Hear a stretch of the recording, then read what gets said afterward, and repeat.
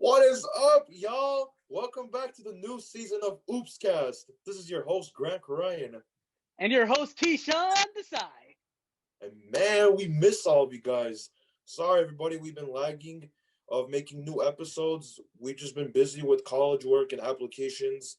It was just a hassle, but we got it done. And now we can record new episodes for our favorite show, Oopscast. Obviously, yeah. And obviously, to those who are applying to colleges right now, to the privates, to the UCs and all, good luck to all you guys. We know what's the pressure like because we just went through that ourselves, especially with fall semesters. We're sophomores at college, and fall semester has been like the heaviest on us. Oh, definitely. I kept telling Keyshawn, let's record every week. Keyshawn was saying it too, but we've just been saying we were busy with college work, applications. It just wasn't cool. But now we have the time. So I'm happy And we're we're back. gonna we're gonna try our best to keep you guys updated with the best information with the best guys. Yes, yes. All And I right. miss it. So So much. Keyshawn, dude, the NBA is crazy with all these new teams jumping, like the Phoenix Suns, for example, or the Bro, Wizards going dude, down. All of the acquired my Westbrook. guy, dude, fucking Phoenix, bro. You seeing this? Like one acquisition of Chris Paul. Obviously, like in the bubble, they were like going off. They went 8-0 in the bubble, but it goes to show getting a veteran point guard like Chris Oh, Paul is what they needed. Because they experimented with a multitude of point guards like last year with Rubio, and then they tried with Brandon Knight and whatnot, even with Bledsoe, but it just seemed to not work out. dude, we saw what Chris Paul did last year with OKC. Like, I thought they were going to be a shit team, but look what he's turned around to it with having Shea Gilgeous and Steven Adams, Hamidou Diallo. They were balling out, and they went to the playoffs, actually, although they got eliminated in the first round. But that shows to prove that Chris Paul's it's a big-time player, and he knows what he's doing. And He's he's a not very demanding player. attention either, bro. Yeah, exactly, and he's a pass-first guy, which is making other players better. Just look at Shea Gilgeous this season. He's putting up great numbers. He's the best player on the team today. It's just showing what type of player Chris Paul is and what type of person he is too off the court too. Oh yeah, dude, definitely, bro. And you're already seeing Devin Booker and DeAndre Ayton's numbers, along with like Cam Johnson and Mikal Bridges and whatnot. All the Suns players, they're getting the ball fed to them by Chris Paul, bro. It's crazy to see That's that a like playoff team right there. it is, bro. That's literally a playoff team right there. They're killing everybody. Dallas, who else? All these other Denver.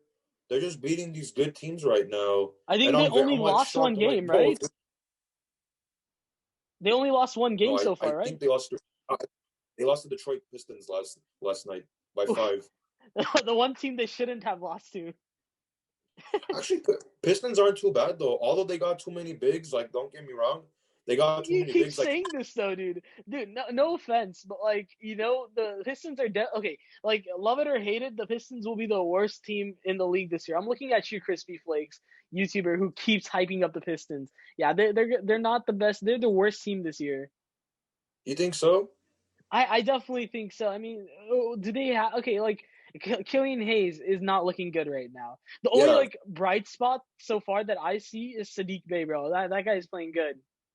yeah. Sadiq Bey is not too bad. He's showing that he's a true NBA player who's already prepared before the NBA season, and he's putting up good numbers too. Sad to see Leangelo get waived earlier in the season, but Speaking of LiAngelo, man, you saw LaMelo Ball tonight, bro. yeah, I think what was it Youngest, half an hour young, ago he got a triple double, the youngest yeah. Well, player. for us, it'll be half an hour ago. When this gets posted, it's probably gonna be like a day ago, Yeah, you know. But no, dude, for us, yeah, half an hour ago, youngest player to get a triple double, 21, 10, and 10. How crazy is that? dude, 19 years of age. That's crazy. It's crazy to think we're 19 years old talking about another 19-year-old, Well, I'm dude. So 20. you're You're 20, 19. yes. But dude, you're older than him, then, dude. And he's getting triple doubles. That's crazy. It's so crazy. No man, he's a terrific player. Although he's getting just a little he's getting overhyped, but hey, the guy's proving that he's one of the best rookies in that 2020 draft class. Let's hope he Him, keeps it up that way too. yeah. I'm not worried about him.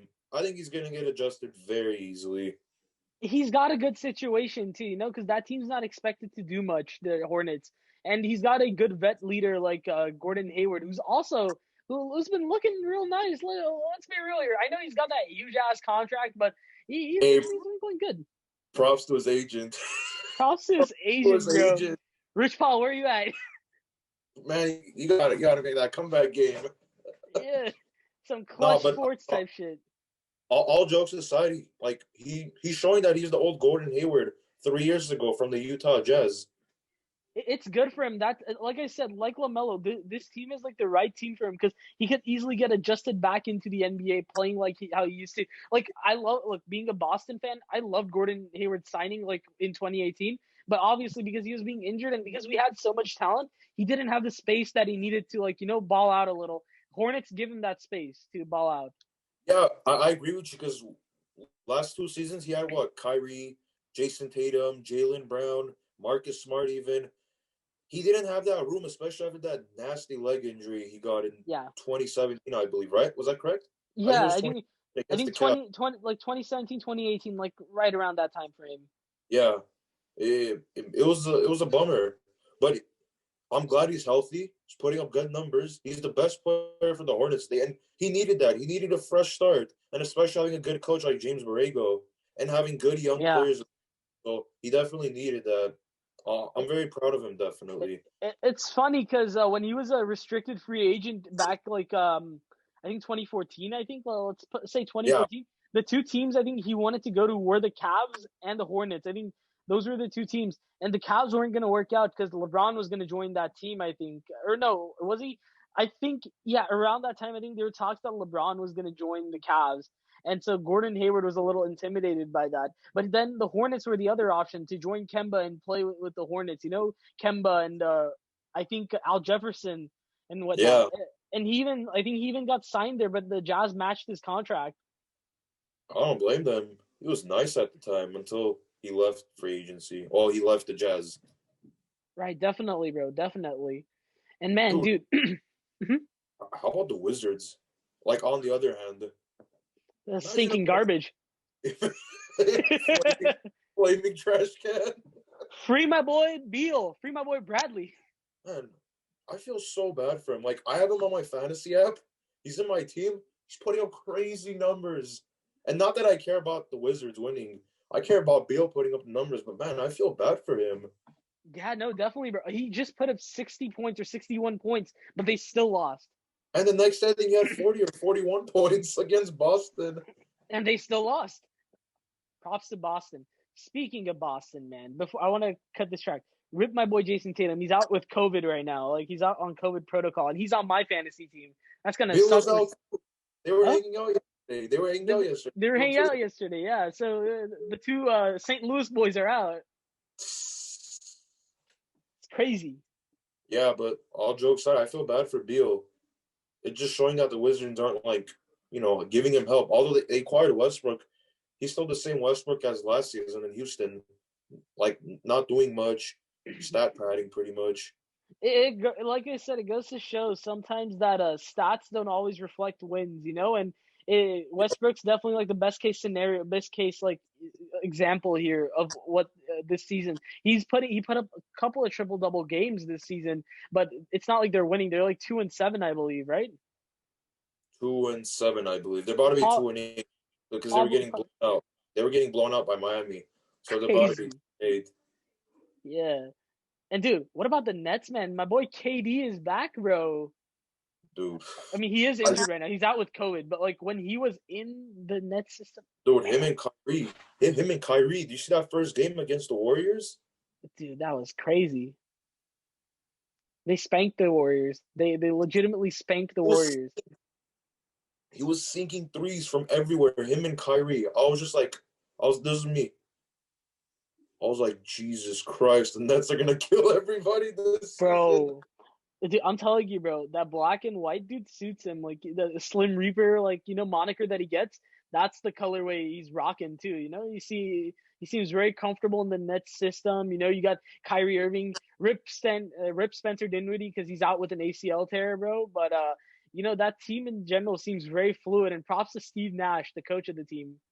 Yeah, I'm very surprised that they have a winning record too with him because I think that's his very first season of him being a coach. I don't think he ever had a coaching experience. Is that correct? No, he was on the coaching staff for the Golden State Warriors. I think That's he why was a he's player so developmental employee right. for the Warriors. He personally worked with Kevin Durant when he was on the Warriors, so that's already like explains why, it seems He like signed mm-hmm. he signed with the Nets. But yeah, Yeah. I'm very surprised not having a difficult time. Not that I want him to, but some players like tend to have a difficulty when it comes to getting adjusted to the coaching lifestyle instead of the playing lifestyle. But I'm proud of him definitely. Like he's doing whatever he can to make the team successful, even without having Dinwiddie or Kevin Durant that's out with COVID. Yeah, KD's out with COVID, but I'm sure he's gonna be back like in a couple of days. That's just like more so protocol. It's crazy to see how many people are out with COVID right now in the NBA. The whole half the Sixers team is out, bro.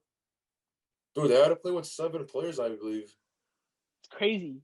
It's crazy to see that COVID is like really like killing the thing, just like the season in general. But let's It, hope it doesn't get too bad. the NBA, like the lifestyle of the NBA, like definitely changed. No fans. Half the players in the NBA is out with COVID. Injuries keep piling up. Like it really sucks because I can't watch the NBA the same. I mean, although I'm still gonna watch it because I love the NBA, Yeah. I just can't look at it the same anymore. Right. Yeah. No, dude. I mean, like it's gonna be tough to like bring fans in right now. I think it's just officials, player development staff, and coaches. That's all that is. That could And like I be in believe those games. the players like families too, right? I think In that's like only certain NFL. I think that's only NFL at the moment. cases, Yeah, because I because I'll remember watch. I I'm not sure if the NBA is doing it right now. Last time I watched, it was an empty stadium, but possibly because I just remember in the NFL when not the Wizards, sorry, the football team. It's gonna be tough not to call them the Redskins. The football team were playing. I think Alex Smith's family was, the only family there. Speaking of which, I want to quickly digress. Shout out to the Rams for beating the Seahawks. yeah. Haseb, Roy, we're looking at you. You know, Yes. Yes. shout out shout out to the Bills for beating the Colts, and let's hope Tom Brady beats the football team. I need Tom Brady to go to the Super Bowl I this was year. honestly like shocked when I saw ESPN notification. Final score: Rams 30, Seahawks 20. I'm like, bro, is this a joke? That's crazy, dude. Russell Westbrook threw a fucking pick six, bro. He's just gonna go down on the list for stuff he fucked up while in the playoffs or Super Bowl. Eh, that's his problem. Again, 1 yard away from the Super Bowl. Oh man, I'm gonna continuously harass Seahawks fans for that. Because look, I'm a Patriots fan, so it's gonna it just I have more leverage on this. But yeah, Yes, yes.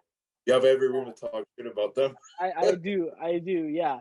And guys, so we're gonna start this new segment. We're gonna try this new segment on our channel. It's called 5 Minute Fantasy, and we're doing fantasy football this year. It's like I mean, I don't know why I'm having such a hard time explaining what fantasy basketball. I called it Yeah, football. yeah. No, Grant and I are doing fantasy football this year. Grant's hosting a league, and Man, yeah, comeback league, bro. We're both the commissioners of the league, bro. We both have two of the best teams in the league this year, bro. Grant's got Giannis and Bradley Beal because this guy lucked into the third pick.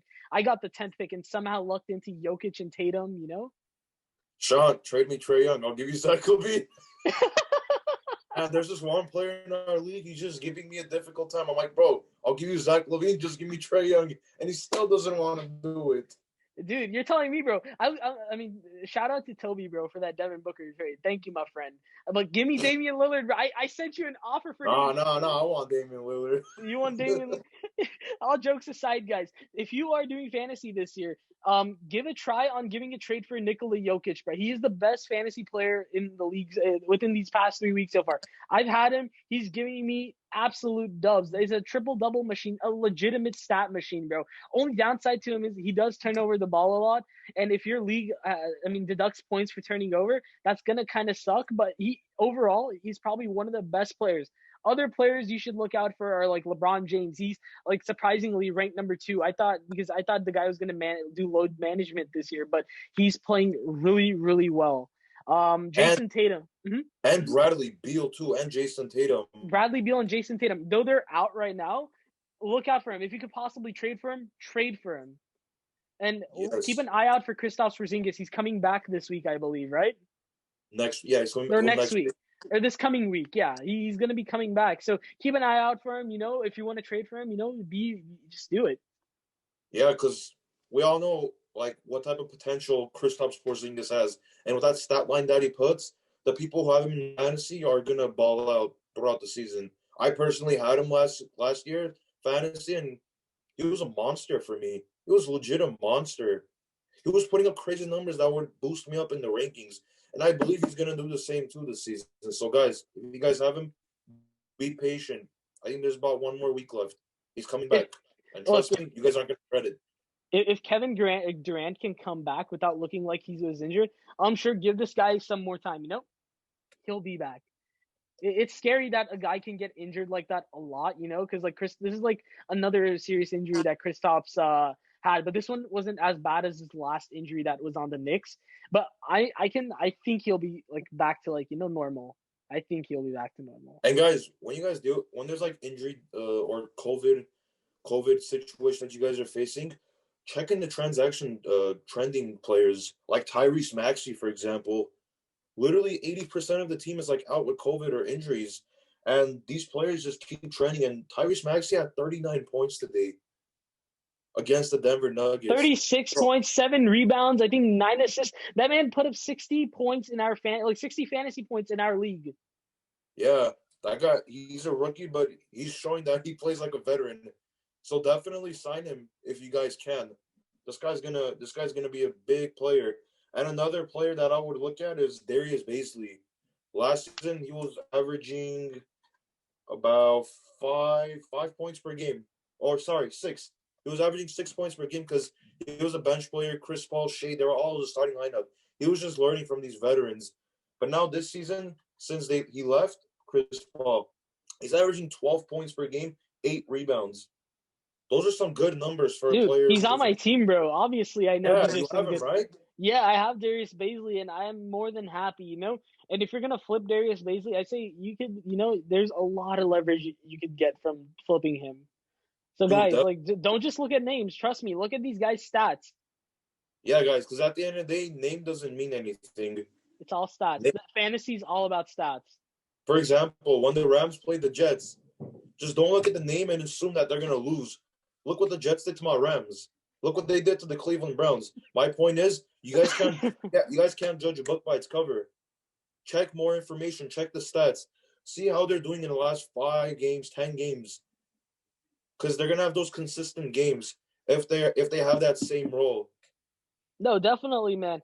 Final player I think I want to mention that I think people should keep a lookout for is Tyus Jones, because I fucked up last night for not putting him in my starting lineup because he had 46 fantasy points and I chose to put George Hill instead. This man, Tyus Jones, put him in your starting lineup. Sign him if you can, because John Morant's going to be out for 3 to 5 weeks. Worst case scenario, he's back like within the next 2 weeks. The best case scenario, if you get Tyus Jones, you get like a leverage of 4 to 5 weeks of just having this guy who's an assist machine. He puts passes. He even puts up double-digit points at times. He can steal the ball. He is an all-around player. He fits very well with the Popovich system too. Oh wait, you're talking about Tyus Jones, not Trey Jones. I always mix them for some reason. Yeah, right. The Memphis Grizzlies. Yeah, since John Morant is out, he's gonna get more minutes, so he's gonna have way more opportunities. So you guys should definitely look out. And I know you said that was the last player, but another player that I wanted to mention was Cole Anthony, the rookie who came out.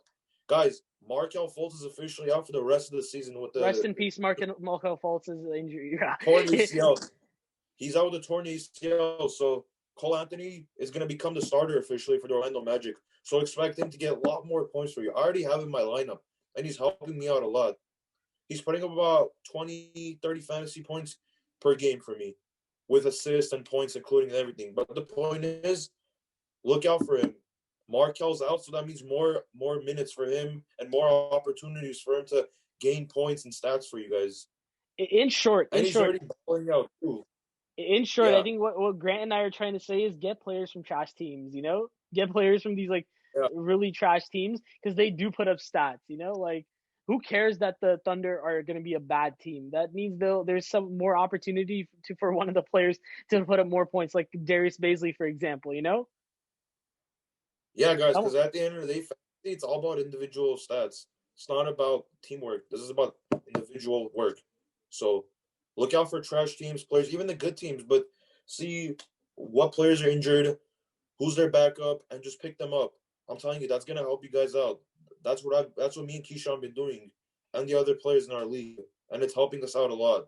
It But me and is, Keyshawn man. are like on a lookout more. We just been looking out for these players. We're crazy ass GMs in this league with a couple My of other guys. There are a couple of guys in the league, but you and I are like probably like the craziest of all the GMs. Gunning down for trades and signing the hell out of players. once 12 a.m. strikes, I just drop the players that I don't need, and I add the players that I need. 12 a.m., bro. It's 12:07 for us, bro. That's when like it refreshes everything. But yeah, guys, with that said, I hope you guys enjoyed today's episode. Be sure to leave a like, subscribe, go down on the description. You'll see our group's Instagram, and our individual Instagrams. You know, tell us if you guys want to tell us other individual content you guys want to see. DM us if you want to. Feel free to talk to us. And we hope that 2021 blesses all of us. We hope Yeah, that yeah, aside from us making more videos, everyone stays happy and healthy this 2021. Yeah. dude. Welcome back, guys, and we just want to say Happy New Year to everybody, and stay safe. All right, this is Grant. And this is Keyshawn. Peace, guys.